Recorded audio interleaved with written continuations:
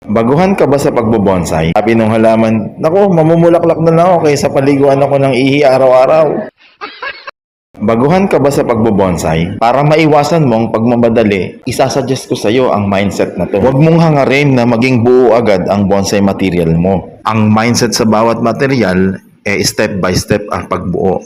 Gaya nito, ayan first branch, binubuo. Nako, napakatagal pa niyan. Alam niyo bang yung 21 jewel na ay may 7 years na? 7 years? Di wala palang nangyari sa 7 years niyan.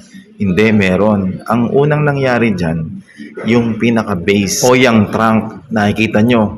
Kaya ngayon naman, magpo-focus na tayo papunta na sa first branch, second branch at papuntang upper. Pag hindi ka sistema, para ka lang nagpruni ng bugambilya na halaman ni Lola. Tandaan nyo na bonsai ang ginagawa natin dito. Hindi halaman na dinidilig ng wiwi sa umaga.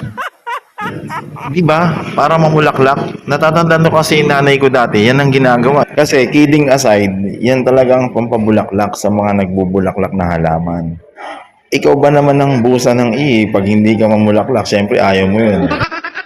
Sabi nung halaman, naku, mamumulaklak na lang ako kaysa paliguan ako ng ihi araw-araw. Ano? Ayos? Ayos.